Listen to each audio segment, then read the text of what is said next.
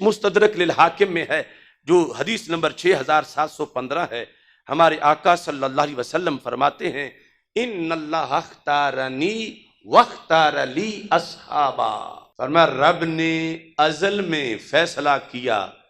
کہ میرے محبوب کون ہونا چاہیے، فرمایا رب نے اپنی محبوبیت کی سیٹ کے لیے مجھے چن لیا، میں ہوں رب کا محبوب۔ پھر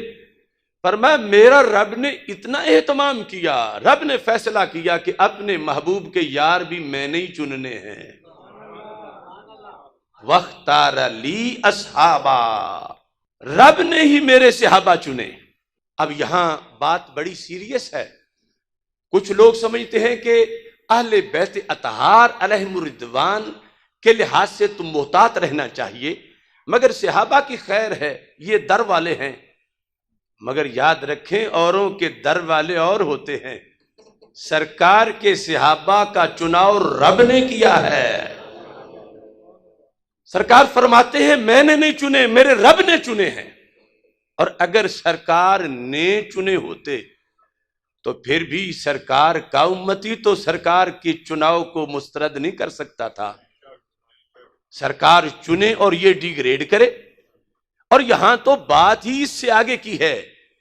فرمایا میں نے نہیں چنے، میرے یار میرے رب نے چنے ہیں، اللہ نے چنے ہیں۔ اور یہ آپ سب جانتے ہیں کہ جس کا جتنا زیادہ نالج ہو اتنا اچھا انتخاب ہوتا ہے، اور پھر چونکہ ہم لوگ جو ہیں مستقبل کا علم نہیں رکھتے، ہمیں فیوچر کا پتہ نہیں ہے، ہو سکتا ہے ہم کسی کو منتخب کریں بڑی خوشی سے، لیکن 5 مہینے کے بعد وہ فیل ہو جائے، سال کے بعد فیل ہو جائے،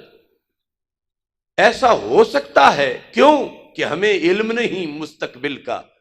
لیکن یہاں چننے والی وہ ذات ہے جس کے لیے نہ ماضی ہے نہ مستقبل ہے، ہر چیز ہی حال ہے اس کے سامنے، وہ علیم بذات الصدور ہے، اس نے ازل سے چنا تھا ہر صحابی کو رسول اکرم صلی اللہ علیہ وسلم کے لیے۔ ابھی یہ پیدا بھی نہیں ہوئے تھے، اسے پتا تھا کہ فلاں پیدا ہوگا، اتنی عمر ہوگی، پھر کلمہ پڑھے گا، کلمہ پڑھنے کے بعد پہلا دن یوں گزارے گا، دوسرا یوں گزارے گا، پھر اگلا ہفتہ یوں گزارے گا، مہینہ یوں گزارے گا، سال یوں گزارے گا، زندگی یوں گزارے گا۔ یہ رب نے سب کچھ سامنے رکھ کے فائنل کیا لسٹ کو۔ تو پھر اب جب ان پر اعتراض ہوگا تو اعتراض ان پر نہیں، ان کے چننے والے پر ہوگا، معاذ اللہ، اللہ کے علم پر اعتراض ہوگا، اللہ کے علم پر تنقید ہوگی۔ یہ کس نے بتایا؟ رسول اکرم صلی اللہ علیہ وسلم نے فرمایا کہ وَاخْتَارَ لِي اصحابا، رب نے میرے لیے میرے صحابہ کو چنا، اور پھر ان میں کچھ وہ ہیں جن کو 2 بار چنا، کچھ وہ ہیں جن کو 3 بار چنا، کچھ وہ ہیں جن کو 4 بار چنا، اور ایک وہ ہے جس کو سارے چنو ہوئے انہوں نے پھر چنا۔ فرمایا کہ فَجْعَلَ لِي مِنْهُمْ وُزَرَا، ان چنے ہوئے میں سے رب نے میرے وزیر بنائے، وَأَنصَارَ میرے مددگار بنائے، وَأَصْحَارَ میرے سسر اور داماد بنائے۔ یہ رب کا چناؤ ہے۔ پیر میر علی شاہ صاحب رحمۃ اللہ علیہ فرماتے ہیں یحبہم و یحبونا کی تفسیر کے اندر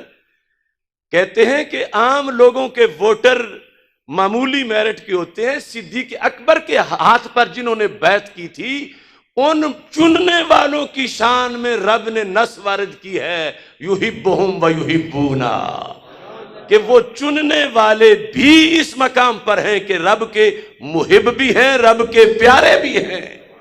تو ان چنے ہوں نے پھر خلافت کے لیے جس کو چنا تو وہ کتنے بڑے منصب پر ہوگا،